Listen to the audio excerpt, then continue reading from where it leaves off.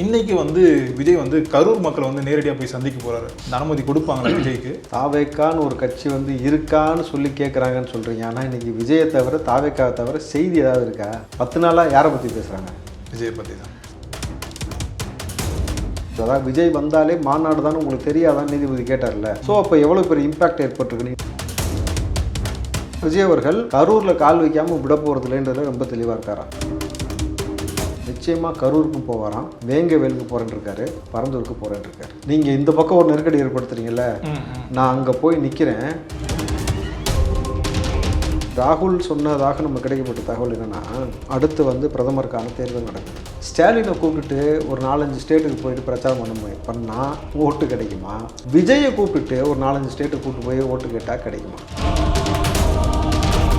இதில் தான் திமுகவுக்கு வந்து பெரிய அடி விழுக போகுது. திமுக நினச்சிக்கிட்டு இருக்கு நம்ம ஆலமரம் அப்படின்னு. நீ ஆலமரமாக இருக்கிறது வாழமரமாக சாய்க்கக்கூடிய வேலை 2026 நிச்சயமாக நகர் நடக்கும். விஜய் வெட்டணும் குத்தணும்னு பேசுகிறான் ஒருத்தன் உட்காந்துக்கிட்டுனாக்கா சொல்கிற மேலே யோக்கியம். அவன் மேலே எவ்வளோ கேஸ் இருக்குது? 300 கேஸுக்கு மேலே இருக்குது. அதில் வந்து தீவிரவாதிகளோடு தொடர்பு வச்ச பொடா கேஸ் இருக்குது, ஆயுதம் வச்சிருந்த கேஸ் இருக்குது. தம்பி, பத்திரிக்கைக்காரனுக்கு வெட்டணும் குத்தணும் சொல்கிறதுக்கு அதிகாரம் இருக்கா? அப்படி பேசின நீ பத்திரிக்கைக்காரனா? மருத்துவர் ஐயா ராமதாஸ் அவர்கள் மருத்துவமனையில் அனுமதிக்கப்பட்டிருக்கார் இல்லையா, அவரை போய் சீமான் பார்த்துட்டு வந்தார்ல, அந்த புகைப்படம் வெளியில் வந்திருக்கு. இப்படி கை நீட்டி பேசிகிட்டு இருக்காரு. இப்போ என்ன போட்டுக்கிட்டு இருக்கிறாங்கன்னா, எனக்கு அப்புறம் கட்சியை நீ தான் பார்த்துக்கணும், நாளைக்கு சீமான் சொல்லிடுவாரோன்னு பயந்துக்கிட்டு இருக்கிறாங்க. ஐயா அப்படி சொன்னார் அப்படின்னு வந்து சொல்லிட்டாருன்னா என்ன சரி, ஏற்கனவே நம்ம அண்ணன் அப்படித்தானே கதையாக சொல்கிறாப்புல அப்படின்ட்டு. அக்டோபர் 5ஆம் தேதி முதல் உங்கள் ஜெயச்சந்திரன் இப்பொழுது மிக பிரம்மாண்டமாக கீழ்கட்டளையில் ஆச்சி ராயல் குலோப் ஜாமுன் பேக்ஸ் 1 வாங்கினால் 1 இலவசம்.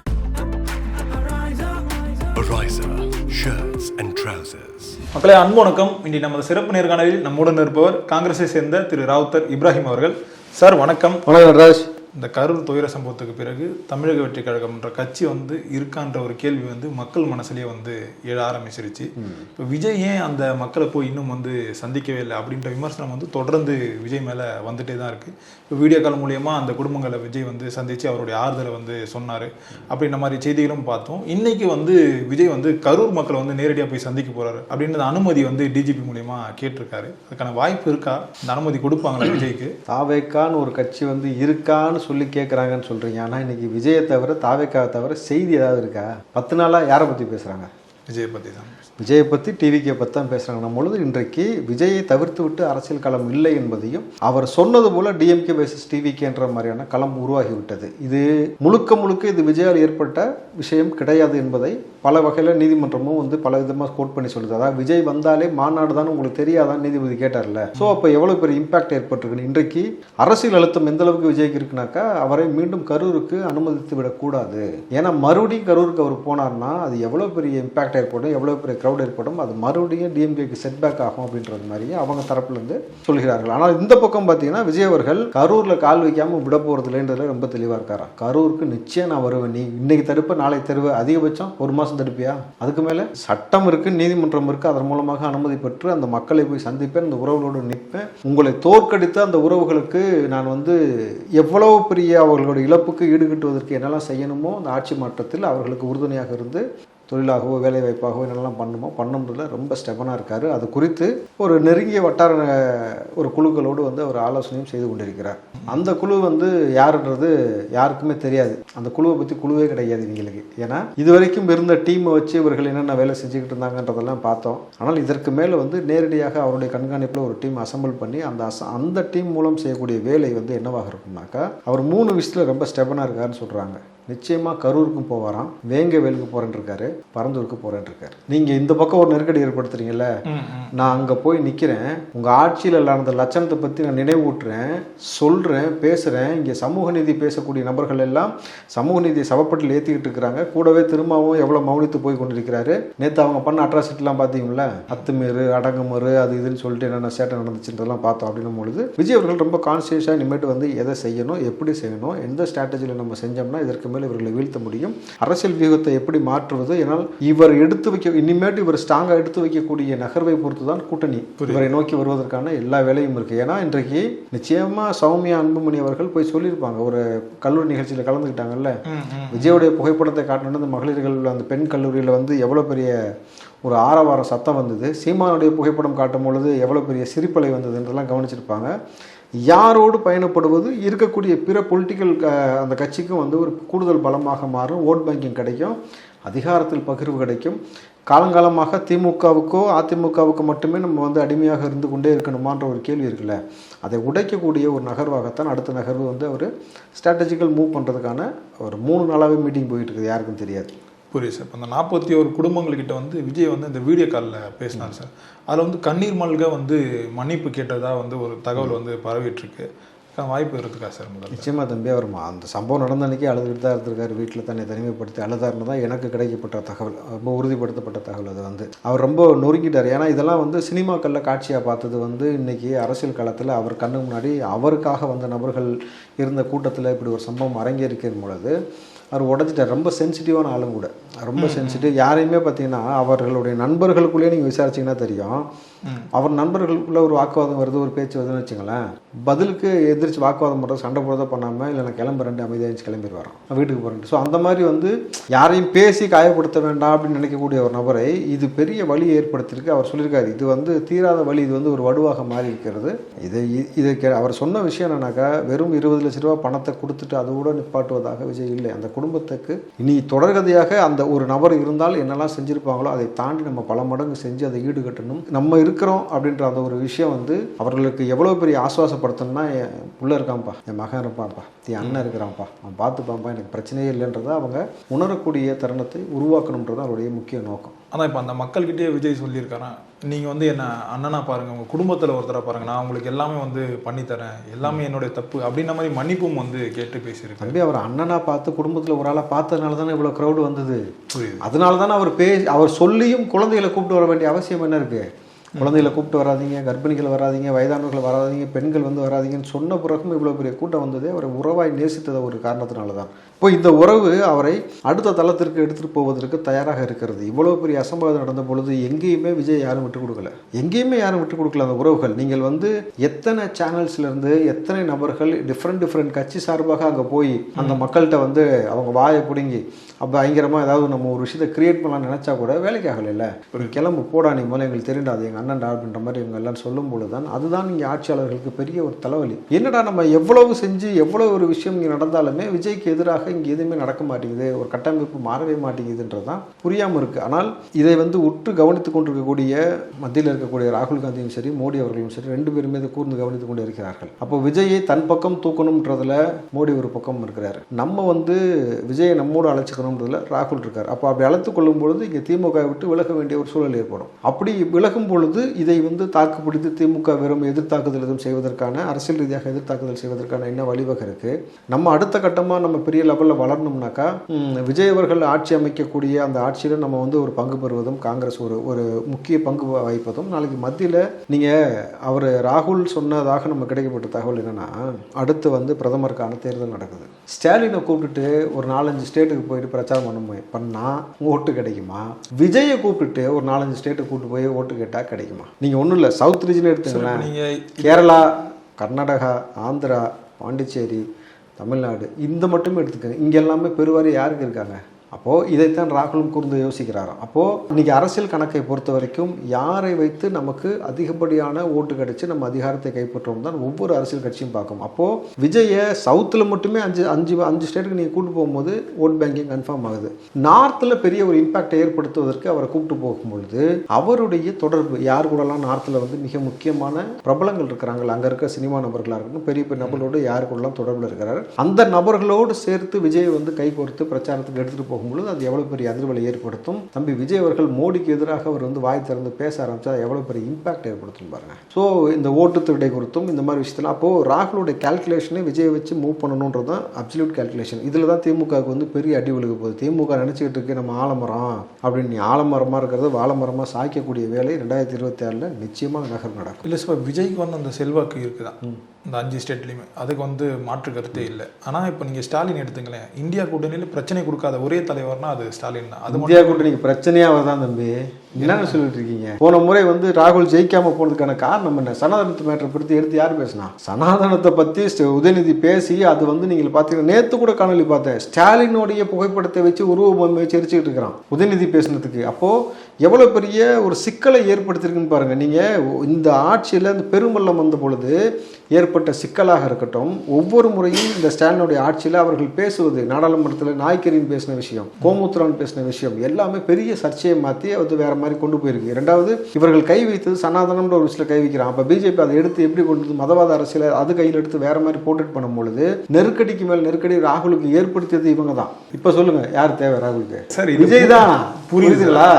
இவரை வச்சு 10 காசுக்கு பிரயோஜனம் இல்லை தம்பி. அவருக்கு வெளிப்படையா சொன்னோம்னா இவரால வந்து 40 MP இருக்காங்களா சார்? ஸ்டாலின் மூலியமா 40 MP இருக்காங்க. ஸ்டாலின் மூலம் கிடையாது தம்பி, அது அவங்க உருட்டு. மோடியா ராகுலான் பொழுது மக்கள் வந்து இங்க தமிழ்நாட்டு மக்கள் தேர்ந்தெடுத்து ராகுல, மோடி வேணாம், நம்ம ஸ்டேட்டுக்கான ஒரு இதுதான் தன்மையே. அதுதான் பிஜேபி நம்ம ஆட்கள் எப்பயுமே உள்ள விட மாட்டாங்க. அதுல கிடைச்ச வெற்றியை வச்சு நீங்க வந்து மத்தலாம் காட்டிட்டு கிடக்குறாங்க. எங்க நீ அவ்வளவு தைரியமான ஆளு? தனியாக நில்லு பார்ப்போம் ஸ்டாலின் அவர்கள். இப்போ நீ எந்த கூட்டணி இல்லாமல் இந்த வாட்டி எந்த கூட்டணி இல்லாமல் தனியாக தான் நிற்க போகிறாரு. ஏன்னா பாருங்களேன் எப்படி சின்ன பண்ணமாக போகுதுன்னு. இல்லை சார், இப்போ இந்த கரூர் துயர சம்பவத்தில் வந்து விஜய் கிட்ட வந்து அமித்ஷாவும் பேசினார், ராகுல் காந்தியும் வந்து பேசினார். ஆனால் விஜய் வந்து இந்த பாஜகவோட இந்த பி டீமாக வந்து இந்த ஒரு நெரேட்டிவ் வந்து செட் பண்ணுறாங்களே சார், இது எப்படி பார்க்குறீங்க? அவர் அரசியல் வந்த நாள்லேருந்து சொல்லிட்டு இருக்காங்கல்ல, இவர் டே உன்னை அடிச்சும் பார்த்தாச்சு அவுத்தும் பார்த்தாச்சுன்னு ஒரு காமெடி கேள்விப்பட்டீங்களா? அதே போல் நாங்கள் பல வகையில் சொல்லிட்டோம், பிஜேபி கூட நமக்கு ஒட்டு உறவு கிடையாதுன்றானா நீங்கள் ஒரு நெரேட்டிவ் செட் பண்ணிகிட்டே இருக்கிறீங்க. ஆனால் இது ஒரு நெரேட்டிவ்னு வச்சுங்களேன். இந்த பக்கம் செல்வ பிறந்தக ஒரு ஸ்டேட்மெண்ட் சொல்லியிருக்காருன்னு சொல்லிட்டு நேற்றுலேருந்து ரொம்ப பரபரப்பாக போகுது. ஸ்டாலினிடம் அனுமதி கேட்டுவிட்டு தான் ராகுல் வந்து விஜயிடம் பேசினார் அப்படின்ற வார்த்தையை அவர் சொல்லியிருக்காரு பொழுது, இதனோட உருட்டிலேயே வந்து 1ஆம் நம்பர் உருட்டாக இருக்குன்றதான் எல்லாரும் பார்க்குறோம். கிட்டத்தட்ட எப்பா உங்கள்கிட்ட அனுமதி வாங்கிட்டு பேசுகிற அளவுக்கு அவர் வந்து பச்சை புள்ள இல்லையா? ஒரு பிரதமர் வேட்பாளராக இருக்கக்கூடிய ராகுல் வந்து ஸ்டாலின் அனுமதி கேட்டான்னு சொல்லி ராகுலை கேவலப்படுத்துகிற வேலையை தான் செல்வ பிறந்தகை செஞ்சுட்டு இருக்காரு தவிர காமராஜர் ஆட்சின்னு சொன்னதும் அவர் தானே. அப்போது இங்கே களம் மாறுது தம்பி. அதை மடைமாற்றம்னா என்ன பண்ணணும்? திருமா போன்ற நபர்களை, சீமான் போன்ற நபர்களை இவருக்கு எதிராக கட்டமைத்து பேச விட்டு, இவர்கள் இந்த பக்கம் ராகுலவே வந்து ஸ்டாலின் சொன்னாதான் கேட்பாருன்ற மாதிரி ஒரு பிம்பத்தை இவங்க கட்டமைச்சு கேவலமான மலிவான அரசியல் இருந்து களம் யதார்த்தம்னு ஒன்று இருக்குல்ல. புரியுது. இன்னைக்கு மக்கள் யார் பக்கம் நிற்கிறான்? யங்ஸ்டர்ஸ் யார் பக்கம் நிற்கிறாங்க? அது விஜய் பக்கம் தான். அப்புறம் நீ என்ன உருட்டு என்னத்துக்கு பிரயோஜனம்? உன் கட்சிக்காரன் மன்னன் ஓட்டு போடுவான் அடுத்த வாரம் நின்னுனா. புரியுது. எழுதி தரேன். தேர்தல் களம்ன்றது வந்து வேற மாதிரி வந்து என்ன காசு கொடுப்பாங்க? அதானே காசு கொடுப்பாங்கன்னு சொல்ல வரல சார். ஆனால் அது வேற மாதிரி கொடுப்பாங்களா? வேற மாதிரி வரதுக்கான வாய்ப்பு தான். காசு கொடுப்பேன், இல்லை குவார்டர் கொடுப்பேன், பிரியாணி கொடுப்பேன், இல்லை ஆடல் மாடல் நிகழ்ச்சி நடத்துவேன். வேற என்ன செய்வேன்? அதுக்கப்புறம் என்ன செய்வாங்க சொல்லுங்க? புதுசாக என்ன ஸ்ட்ராட்டஜி இருக்கு? புதுசாக இதுக்கப்புறம் தான் சார் பார்க்கணும். அவ்வளோதான். உன் ஸ்ட்ராட்டஜி எடுபடுறதா இல்லை. யங்ஸ்டர்ஸ் ரொம்ப தெளிவாக இருக்கான் தம்பி. இவ்வளோ பெரிய ஒரு அசம்பாவிதம் நடந்த பொழுது ஒரு நொடி கூட யாரும் விஜய் விட்டு கொடுக்கல. ஏன்னா தப்பு அவர் மேலே இல்லைன்னு தெரியுது. சொன்ன டயத்துக்கு சொன்ன இடத்துக்கு அவர் வந்து நின்றுட்டு இருக்கிறாரும் பொழுது, ஏன்னா அவருக்கு அனுமதி கொடுக்கப்பட்ட டைம் டியூரேஷனுக்குள்ளே தான் அவர் வந்திருக்காரு. 10 மணிக்குள்ளே வரணுன்ற பொழுது அவர் வந்திருக்காரும் பொழுது இது மிகப்பெரிய ஒரு காரணமாக நீங்கள் கட்டமைத்து செய்யக்கூடிய இந்த வேலை என்பது எடுபடாது. இனிமேட்டு தமிழ்நாட்டில் நீங்கள் என்னதான் நினைச்சாலும் சரி, விஜயை வந்து இங்கே தடுப்பதற்கான வாய்ப்பும் கிடையாது, விஜயை தவிர்த்து விட்ட அரசியலும் கிடையாது. இனி யாருக்கு பேரிடியாக இருக்கும்னாக்கா இதற்கு மேலே வந்து நிச்சயமாக திமுகவுக்கும் உதயநிதிக்கு தான் பேரடி. இல்லை சார், இப்போ விஜய் வந்து இந்த பிஜேபியோட இந்த பி டீமா நெரேட்டிவ் வந்து செட் பண்ணுறாங்க சார். அதுக்கு வந்து விஜய்க்கு வந்து பாஜக வந்து ஆதரவாக அந்த ஏமாமான்னு அனுப்புகிறாங்க. அது மட்டும் இல்லாமல் அங்கே தான் எல்லாமே பெரிய தப்பு பண்ணுறீங்க தம்பி. அவர்களுடைய நோக்கம் திமுகவை ஒழிக்கிறது. விஜய்க்கு சப்போர்ட் பண்ணி வந்து அவங்க இங்கே வந்து ஒரு அறிக்கையும் கொடுக்கல. இந்த ஸ்டேட்மெண்ட்டு இருக்கக்கூடிய யதார்த்த உண்மைகளை சொல்கிறாங்க. லோக்கல் அட்மினிஸ்ட்ரேஷன் ஃபெயிலியர்னு சொல்கிறான். ஏன் ஃபெயிலியர்? அப்போ நீங்கள் அங்கே யாருமே உருவாக செயல்படலை. நீங்கள் இவர்கள் திமுகவில் இருக்கக்கூடிய தப்பை, ஆட்சியில் இருக்கக்கூடிய தப்பை வந்து அவர்கள் சொல்லும் பொழுது இவன் என்ன பண்ணுறான்? உள்ளே புகுந்து விஜய்க்கு ஆதரவாக பிஜேபின்னு ஒரு நரேட்டிவை செட் பண்ணுறான். அவங்க சொல்கிறது யதார்த்த கள நிலவரத்தை ஆய்வு பண்ணி சொல்கிறாங்க. அதற்கு பிறகு அவர்கள் வந்து இங்கே திமுகவை இங்கேருந்து அப்புறப்படுத்துறதுக்கு தான் முயற்சி செஞ்சுட்டு இருக்கிறாங்க. அதிமுகவோட அலைன்ஸ் வச்சுருக்காங்கல்ல, அப்போ திமுக காலி பண்ண தானே பார்ப்பான் பிஜேபி. இதுதான் யதார்த்தம். இதை புரிஞ்சுக்காம அவர் சப்போர்ட் பண்ணுறாரு இவர் பிஜேபி. இந்த பைத்தியத்திலே எல்லாம் இதுக்கெல்லாம் வந்து என்ன சொல்லுவாங்க, சரியான பைத்தியம் இல்லை, சரியாகாத பைத்தியம் இல்லை, அந்த குரூப் தம்பி இதெல்லாம். இப்போ விஜய்க்கு ஆதரவாக பேசினா இந்த கைது நடவடிக்கை அது பத்திரிகைகளில் தொடர்ந்து பார்க்குறோம். அது மட்டும் இல்லாமல் இந்த தொலைக்காட்சியில் வந்து முடக்குறாங்க. விஜய்க்கு ஆதரவாக பேசினா இல்லை தமிழக அரசுக்கு எதிரான அந்த கருத்துக்களை வந்து முன் வச்சா அது மட்டும் இல்லாமல் சில மூத்த பத்திரிகைலாம் வந்து விஜய் வந்து வெட்டுவேன் குத்துவேன் அப்படின்ற மாதிரி பேசுறதையும் வந்து பார்க்குறேன். விஜய் இந்த விஷயத்தில் வந்து தனிமைப்படுத்தப்படுறாரா சார்? இதுக்கு பத்தாதுன்னு கூட வந்து பாம்பு இருக்குன்னு ஒரு த்ரெட்டு வேற. ஆமாம், ஒரு மன ரீதியாக வந்து விஜய் வந்து இதில் ஒரு எப்படி சொல்கிறதுனா ஒரு தனிமைப்படுத்தணும். எப்படி வந்து விஜயகாந்துக்கு வந்து ஒரு அரசியலை வந்து ஒரு ஜோக்கராக சித்தரிச்சாங்களோ அதே மாதிரி விஜயும் வந்து அரசியல் ஒரு ஜோக்கர் தான் அப்படின்ற வந்து நிரூபணம் பண்ணுறாங்களே சார். சொல்கிறதெல்லாம் யார்? 10 காசுக்கு பிரயோஜனப்படாத பைத்தியங்களாகத்தான் தமிழ்நாட்டு மக்கள் அவர்களை பார்க்கிறார்கள். இங்கே வெட்டணும் குத்தணும்னு சொல்கிறவனுக்கு சுதந்திரம் இருக்குது. ஆனால் வேறு கருத்தை இங்கே சொன்னாக்கா வந்து அரெஸ்ட் இருக்கிற பொழுது இது எந்த மாதிரியானது இருக்குன்னு ஒரு விஷயம் புரிஞ்சுக்கணும். சொல்கிறேன் முதல்ல யோக்கியனா? விஜய் வெட்டணும் குத்தணும்னு பேசுகிறான் ஒருத்தன் உட்காந்துக்கிட்டுனாக்கா சொல்கிறேன் முதல்ல யோக்கியனா? அவன் மேலே எவ்வளோ கேஸ் இருக்குது? 300 கேஸுக்கு மேலே இருக்குது. அதில் வந்து தீவிரவாதிகளோடு தொடர்பு வச்ச பொடா கேஸ் இருக்குது, ஆயுதம் வச்சிருந்த கேஸ் இருக்குது, கொலை கேஸ் இருக்குது. புரியுதுங்களா? சாதாரண விஷயம் கிடையாது தம்பி. இதெல்லாம் ஏகப்பட்ட கேஸ் இருக்குது. நீ என்னமோ உத்தம புருஷன் மாதிரி இந்த உட்காந்துக்கிட்டு இங்கே வந்து விஜயை குறித்து குறை சொல்வதற்கு நீலாம் யாரையா? நான் கேட்குறேன், ஒரு பத்திரிகைக்காரன் மாதிரி பேசணும். வெட்டணும் குத்தணும்னு சொல்கிறதுக்கு தம்பி பத்திரிகைக்காரனுக்கு வெட்டணும் குத்தணும்னு சொல்கிறதுக்கு அதிகாரம் இருக்கா? அப்படி பேசின நீ பத்திரிகைக்காரனா? வாயை வச்சு பொழப்பு நடத்துகிற நீ அந்த அண்டாவுக்கும் உனக்கு என்ன பெரிய வித்தியாசம் இருக்குது? எல்லாம் ஒரே கேட்டகரியில் தானே வரீங்க. அப்போ இவர்களெல்லாம் நம்ம புறந்தள்ளிடுவோம். இவர்களெல்லாம் மக்கள் பார்த்துப்பார்கள். வாரியர்ஸ் இருக்கானுங்க, அவனுக்கு பார்த்துப்பானுங்க. புரியுதுல்ல? இந்த பெரிய மேசை சின்ன மேசை அண்டா குண்டா இவங்க எல்லாத்துக்கும் பசங்க போதும் வாரியர்ஸ். அவங்க இழுத்து போட்டு சாத்துவானுன்னு வச்சுங்களேன். நம்ம அடுத்த கட்ட நகர்வை குறித்து பேசுவோம். ஆனால் இவ்வளவு அரசியல் பரபரப்பு சூழலுக்கு மத்தியில் புதுசாக ஒரு பரபரப்பு தொற்றி கொண்டிருக்கிறது. ரொம்ப பெரிய சிக்கலையும் மன உளைச்சலையும் சில பேருக்கு ஏற்படுத்தியிருக்காங்க. என்னன்னு தெரியுங்களா? மருத்துவர் ஐயா ராமதாஸ் அவர்கள் மருத்துவமனையில் அனுமதிக்கப்பட்டிருக்கார் இல்லையா? அவரை போய் சீமான் பார்த்துட்டு வந்தார்ல, அந்த புகைப்படம் வெளியில் வந்திருக்கு. இப்படி கை நீட்டி பேசிகிட்டு இருக்காரு. இப்போ என்ன போட்டுக்கிட்டு இருக்கிறாங்கன்னா, எனக்கு அப்புறம் கட்சியை நீ தான் பார்த்துக்கணும் நாளைக்கு சீமான் சொல்லிடுவாரோன்னு பயந்துக்கிட்டு இருக்கிறாங்க. ஐயா அப்படி சொன்னார் அப்படின்னு வந்து சொல்லிட்டாருன்னா என்ன சரி, ஏற்கனவே நம்ம அண்ணன் அப்படித்தானே கதையாக சொல்கிறாப்புல அப்படின்ட்டு அதில் இதையும் சேர்த்து சொல்லிட்டாங்க. ஏன்னா பெரிய சிக்கலாகி போயிருமேன்னு இப்போ ஒரு பயத்தில் எல்லாமே இருக்கிறாங்க அப்படின்ற மாதிரி இருக்குது. அதனால் வந்து அதை உறுதிப்படுத்துவதற்கான சில முனைப்பும் அந்த பக்கம் போதும் பொழுது இவ்வளோதான் தம்பி. ஏன்னா எந்த நோக்கத்துக்கு அரசியல் ஆரம்பிச்சான்றது இல்லாமல் உனக்கான வருவாயை ஈட்டுவதற்கு அரசியல் களத்தை நீ பயன்படுத்தி கொண்டிருக்கிறான்றதான் யதார்த்தமான உண்மை. ரெண்டாவது, சீமான் அவர்கள் வந்து ரொம்ப ஆத்மார்த்தமாக பேசுகிறேன் நினச்சிட்டு மக்களுக்கு நல்லது செய்கிறேன் அப்படின்ற பேரில் வந்து பயங்கரமாக இங்கே ஒரு பேச்சு பேசுகிறது. குஷி படத்தை ரீரிலீஸ் பண்ணுறாங்க, இந்த நேரத்தில் இதை போய் பார்க்குறானுங்க, எவ்வளோ மோசமான மனநோயாளிகளாக இருக்கிறானுங்க பாருங்கன்ட்டு இவ்வளோ வீரவசனம் பேசிட்டு என்னடான்னு பார்த்தா அடுத்த நாள் இட்லி கடைக்கு போய் நிற்கிறேன். மனநோயாளி யார் அப்போ? தம்பி இட்லி கடைன்னு ஒரு படம், அந்த படத்தை போய் நீ பார்த்துட்டு வந்து தம்பி இன்பான் அவர்கள் இன்பநிதியை சொல்கிறாப்பில்லையா, இன்பா அவர்கள் முதல் முறையாக ப்ரொடியூஸ் பண்ணியிருக்கிறாரு அப்படின்னு அந்த பையனை பற்றி நீ புகழ்ந்து பேச வேண்டிய அவசியம் உனக்கு என்ன இருக்குது? இன்பா அப்படி செக்கிழுத்து கைகாலை அப்படி வச்சு பயங்கரமாக உழைச்சி சம்பாதிச்சு கொண்டு வந்து ப்ரொடியூஸ் பண்ணாப்பில்லையா? என்ன அவங்க பைத்தியக்காரத்தனமா இருக்குல்ல? இது வந்து மரியாதைக்காக சொல்றதா? என்ன மரியாதை? ஒரு படம் பார்க்க போறாரு, அதனால தான் உனக்கு மரியாதை இல்லையா? தெரியுதா உனக்கு? இப்படி பேச உன் மரியாதை கெட்டு போகுது. நீ படம் குஷி படம் போய் பார்க்குறான், இன்னும் மோசமான மணல்ன்ட்டு நீ இட்லி கடையை போய் பார்த்துட்டு உட்காந்து விமர்சனம் பண்ணிட்டு உட்காந்துருக்கிற. அந்த பக்கம் திரும்ப வந்து ஒரு படத்தை போய் ரெடி டேக் ஆக்ஷன் படத்தை அவர் ஸ்டார்ட் பண்ணி வச்சுட்டு உட்காந்துருக்கிறாரு. மாதம் 300 பேரை கூப்பிட்டு கொண்டு போய் உட்காந்து படம் அதே இட்லி கடைக்கெல்லாம் போய் உட்காந்துருக்கிறீங்க. என்ன பண்ணிட்டு இருக்கிறீங்க உங்களுக்கு புரியுதா? அப்போது விஜய் எதிர்க்கக்கூடிய எல்லா நபர்களும் ஒன்று சேர்ந்து கொண்டு ஏதாவது தேவையில்லாத ஒரு வேலையை செஞ்சிட்ருக்கீங்க. மக்களுக்கு தேவையான வேலை இன்றைக்கி என்ன செய்யணும்? இன்றைக்கி தொடர்ச்சியாக புதிதாக இங்கே பார்த்தீங்கன்னாக்கா உடல்நலம் பாதிக்கப்படுகிறது எல்லா நபர்களுக்கும். இப்போ சமீப காலமாக இருக்கக்கூடிய இஷ்யூ என்ன தெரியுமா?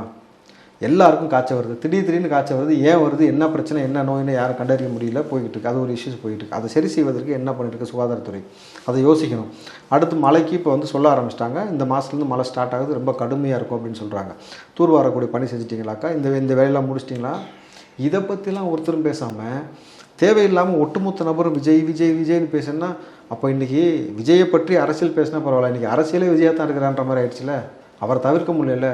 புலம்பிகிட்டே சாகு. நாளைக்கு நான் என்ன பண்ணுறது? இப்போ விஜய் வந்து நம்ம அரசியலேருந்து தவிர்க்க முடியாது சார். இப்போ நீங்கள் இதிலே சொல்லியிருந்த இப்போ 2026 வந்து தேர்தலில் வந்து தாவேக்காக்கும் திமுகவுக்கு தான் அந்த போட்டின்னு வந்து சொல்கிறாங்க. ஆனால் களத்தில் வந்து திமுக இருக்காங்க சார். இப்போ தாவேக்கால இந்த 2ஆம் கட்ட தலைவர்கள்லாம் எங்கே தலைமறைவானவங்க இன்னும் காணவில்லை அப்படின்ற மாதிரியான செய்திகள் தான் சார் நம்ம பார்க்குறோம். ஆமாம், அவங்க காணலைன்றது தான் ஊர்வலத்துக்கு தெரிஞ்ச விஷயம் தானே. அது எதுக்கு போட்டு நம்ம இது பண்ணிக்கிட்டு அவர்கள் காணவில்லைன்றதை தாண்டி இன்றைக்கு புதிய டீமை உருவாக்குறாரு. ஓகேங்களா? அதுக்கப்புறம் மாவட்ட செயலாளத்தையும் அழைச்சி அவர் பேசிக்கிட்டு இருக்கிறாரு. ஸோ கட்சியை அடுத்த கட்டமாக கொண்டு போவதற்கான வேலையை செய்கிற பொழுது இந்த இஷ்யூ எனக்கு தெரிஞ்சு இப்படி ஒரு நிகழ்வு, ஒரு கோர சம்பவம் நடந்திருக்கு. இது வந்து வருத்தத்திற்குரியது. ஆனால் இதில் விஜய் அவர்களுக்கு மிகப்பெரிய ஒரு படிப்பினை கிடைத்திருக்கிறது.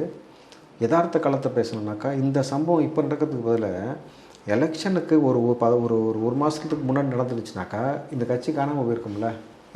இப்போ இதே போல் எல்லாமே ஓடி ஒழிஞ்சிருந்தாங்கன்னா களத்தில் யார் நிற்பா, யார் எலெக்ஷனை கண்டக்ட் பண்ணுவா, எப்படி அசம்பிள் பண்ணுவீங்கன்னு எல்லாம் சிக்கல் இருக்குல்ல. அப்போது இந்த துயர சம்பவமும் விஜய்க்கு ஒரு சாதகமான ஒரு படிப்பினையை ஏற்படுத்தியிருக்கு. அப்போ இதன் மூலமாக அதை தெரிஞ்சுக்கிட்டு அதற்கான வேலையை அவர் செய்ய ஆரம்பிச்சிருக்காரு. இன்றைக்கி புதுசாக நிறைய பேர் கட்சிக்குள்ளே கொண்டு வருவதற்கான வேலையும் அடுத்த கட்ட தளத்திற்கு நம்ம எப்படி கொண்டு போகலான்ற ஒரு வேலையும் செய்கிறாங்கன்னும் பொழுது, நீங்கள் சின்ன கட்சி 70 வருஷ கட்சியோட 20 வருஷ கட்சியை வந்து ஒப்பிடும் பொழுது களத்தில் வந்து இன்றைக்கி பார்த்தீங்கன்னாக்கா ஆட்கள் இருக்கிறாங்க. பட் இன்றைக்கி சூழலுக்கு இந்த வேலை செய்யக்கூடிய ஆட்களோட இது வந்து குறைஞ்சிருக்கு. ஆனால் களத்தில் இன்றைக்கு அவர்கள் காணலை 10 நாளைக்கு, ஆனால் வந்து அப்படியே காணாமலே போகக்கூடிய கட்சி டிவிகே கிடையாது. ஏன்னா இன்றைக்கு இவர்கள் எல்லாம் முகம் கிடையாது. டிவிகேக்கு யார் முகம்? விஜய் தான் முகம். அவர் களத்தில் ஸ்ட்ராங்காக நிற்பேன்றாரு, நிற்கிறாரு, ஆக்டிவாக சில வேலைகள் செய்கிறாரு, அடுத்த கட்டத்தை நோக்கி போகிறார். போல எல்லா கட்சிக்கும் ஒரு செட்பேக் வரும். அந்த செட்பேக் எல்லாத்துக்கும் இப்போ ஒரு கலைஞர் இறந்த பொழுது அந்த கட்சி கொஞ்சம் தொய்வடைந்தது போல் வந்து இன்றைக்கு இந்த பெரும் துயர் வந்து இவர்களை தொய்வடை செய்திருக்கிறது. ஆனால் ஒருபோதும் களத்திலிருந்து அவங்க பின்வாங்க போவது கிடையாது. ரொம்ப ஸ்ட்ராங்காக அவங்க வந்து எல்லா வேலையும் செய்வதற்கான வேலை நடக்குது. அடுத்த வாரத்திலேருந்து உங்களுக்கு களம் எவ்வளோ சூடாக மாறும்னு தெரியும். பொறுத்திருந்து பார்ப்போம் சார் என்ன நடக்குதுன்ட்டு. ரொம்ப நன்றிகள் சார், எங்களோட நேரம் பகிர்ந்து. நன்றி சார்.